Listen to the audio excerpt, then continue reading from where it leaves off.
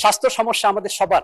আসুন সবাই আমরা সমস্ত ভেদাভেদ ভুলে যেয়ে সবাই একসাথে হয়ে চৌগাছার মতো করে আমাদের সবার জন্য স্বাস্থ্যকে আমরা এগিয়ে নেই। আমি মাননীয় অর্থমন্ত্রীকে ধন্যবাদ জানাই স্বাস্থ্য বাজেটকে দ্বিগুণ করার জন্য, স্বাস্থ্য উপকরণে কর হ্রাস করার জন্য, স্নাতক পর্যন্ত নারীদের শিক্ষাকে বিনামূল্যে ব্যবস্থা করার জন্য।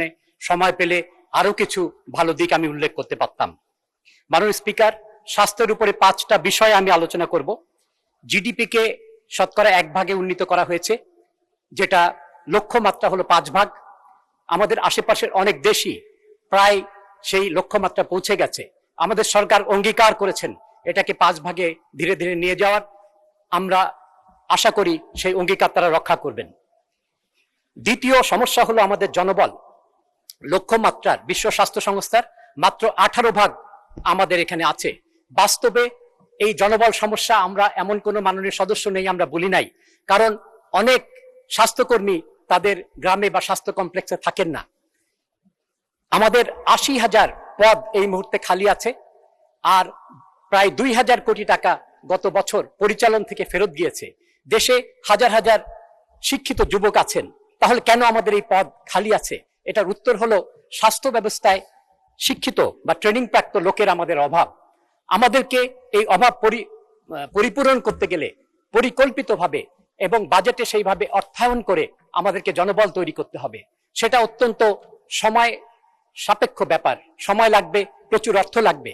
কিন্তু আমরা স্বল্প সময়ে যদি এই সমস্যার সমাধান করতে পারি, আমাদেরকে স্টেক হোল্ডারদের সাথে, ডাক্তারদের সাথে, নার্সদের সাথে, যারা টেকনিশিয়ান আছেন তাদের সাথে, তাদের অ্যাসোসিয়েশনের সাথে কথা বলে কি কারণে বা কি ব্যবস্থা নিলে তারা এলাকায় থাকবেন, এটা যদি আমরা করতে পারি তাহলে হয়তো আমাদের এই জনবলের সমস্যার সমাধান সাময়িকভাবে হতে পারে। তৃতীয় হলো একটা বড় সমস্যা, আউট অফ পকেট এক্সপেন্ডিচার।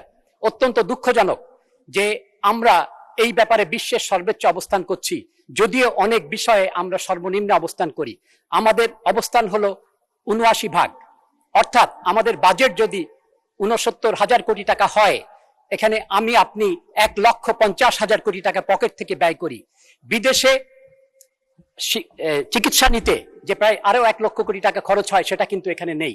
এর মধ্যে 90,000 কোটি টাকা হলো ওষুধে ব্যবহার হয়। আমি খুব নাম করা একজন ভদ্রলোকের প্রেসক্রিপশন রিসেন্টলি দেখেছিলাম, 1800 ওষুধে উনি আছেন, কিন্তু ওনার অসুখ ভালো হচ্ছে না। আমি 14টা ওষুধ বন্ধ করে দিলাম, উনি ভালো হয়ে গিয়েছেন। তাই এক্ষেত্রে রেগুলেশন দরকার। আমাদের স্বাস্থ্য মন্ত্রণালয়ের হেলথ ইকোনমিক ইউনিট আছে, তারা কিভাবে এই ওষুধ নিয়ন্ত্রণ করা হবে সেটার ব্যাপারে অনেক এখানে মতামত দিয়েছেন, পরামর্শ দিয়েছেন। পরের যেটা খরচ 25,000 কোটি টাকা খরচ হচ্ছে বিভিন্ন পরীক্ষা নিরীক্ষা। আমরা সবাই বাইরে পরীক্ষা নিরীক্ষা করি, কিন্তু পরিসংখ্যান অনুযায়ী দেখা যায় যে আমাদের 50 ভাগের অধিক আমাদের স্বাস্থ্য ব্যবস্থার যে যন্ত্রপাতি সেগুলো বিকল হয়ে আছে সামান্য মেরামতের অভাবে। আমরা যদি এই যে পরিকল্পনা আছে যদি বাস্তবায়ন করতে পারি এবং আমাদের যে যন্ত্রপাতি যদি শীঘ্র যদি মেরামতের ব্যবস্থা করতে পারি, আমাদের অনেককেই বাইরে যে পরীক্ষা নিরীক্ষা করা লাগবে না। SDG 3 আমরা অঙ্গীকারাবদ্ধ ইউনাইটেড নেশনস এর সাথে। 2030 সাল অনেকভাবেই আমরা পিছিয়ে আছি, অনেকটাই পিছিয়ে আছি। সেখানে পরামর্শ আছে যে বিশেষজ্ঞদের পরামর্শ যে 75 ভাগ রেজাল্ট SDG আমাদের আসতে পারবে প্রাইমারি হেলথ কেয়ার থেকে, কিন্তু সেখানে আমাদের বরাদ্দ মাত্র 30 ভাগের কম।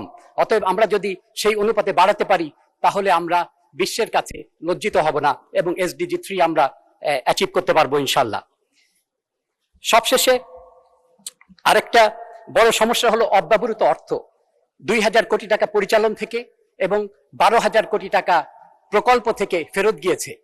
অন্যান্য অনেক মন্ত্রণালয়ে কিন্তু সকল অর্থই এখানে ব্যবহৃত হয়, অনেক সময় বেশি হয়।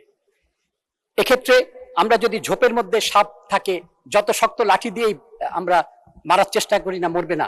আমাদেরকে মূল সমস্যাকে এখানে আমাদেরকে বের করতে হবে। আমি আগে 2টা পরামর্শ দিয়েছিলাম বিনা অর্থ ব্যয়ে স্বাস্থ্য ব্যবস্থার উন্নয়নের।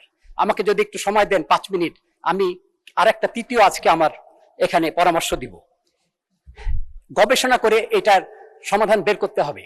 22-23 সালে স্বাস্থ্য গবেষণায় আমাদের বাজেট ছিল মাত্র 100 কোটি, যেটা অধিকাংশ ব্যবহৃত হয় নাই। ইংল্যান্ডে NHS এ স্বাস্থ্য বাজেট থেকে প্রতি বছর 30,000 কোটি টাকা ব্যবহার করা হয় এবং শিক্ষা এবং অন্যান্য খাত থেকে স্বাস্থ্যের উপর গবেষণায় 3 লক্ষ কোটি টাকা ব্যবহার করা হয়। ইংল্যান্ডের স্বাস্থ্য ব্যবস্থার সাথে কিন্তু আমাদের স্বাস্থ্য ব্যবস্থার অনেক মিল আছে।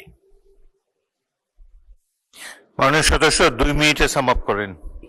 এখানে আমরা কিন্তু সহজেই তাদের, আমি যখন 89 সালে ইংল্যান্ডে উচ্চশিক্ষায় যাই, আমরা যে সমস্যার কথা আজকে বলি সেই সমস্যাগুলো সেখানে ছিল, এবং আমি দেখেছি কিভাবে তারা এই গবেষণা করে করে এই সমস্যাগুলোকে তারা মিটিয়েছে। 5টা, যেটা আমি এখন সময়ের কারণে আমি শুধু বুলেট পয়েন্ট বলবো।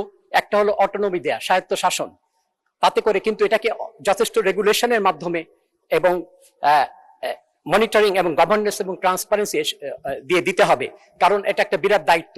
এবং ইংল্যান্ডে অনেককে স্বায়ত্তশাসন দেয়া হয়েছে 3 বছর 4 বছর ধরে, কিন্তু এরপরে এটা নিয়ে নিতে হয়েছে যদি তারা মান রাখতে না পারেন। দ্বিতীয় ছিল যে আমাদের ডাক্তার সমস্যা, নার্স সমস্যা, কিন্তু আমরা তাদেরকে ম্যানেজার বানিয়েছি, তাদের সে ব্যাপারে পড়াশোনা নাই, অভিজ্ঞতা নাই। ইংল্যান্ডের এই ম্যানেজার কিন্তু সমস্ত নন ডাক্তার ম্যানেজাররা বিরাট, আমাদের থেকে 100 গুণ বেশি বাজেট সেখানে সেই ব্যবস্থা তারা চালান। তৃতীয় এবং চতুর্থ হলো পেমেন্ট ফর সার্ভিস, এবং আমাদের মাননীয় প্রধানমন্ত্রী যে পিপিপি সিস্টেমের কথা বলেন, উনি দেখে এসেছেন ইংল্যান্ডে। এই দুটাতে যদি হাসপাতাল যদি সার্ভিস দেয় তারা পেমেন্ট পাবে, যদি হাসপাতালের এক্স রে মেশিন বন্ধ থাকে পেমেন্ট পাবে না। তারা যদি বাইরের কোনো ক্লিনিক থেকে এক্স রে করে আসে সেটার জন্য সরকার তাদেরকে পেমেন্ট করে দিবেন।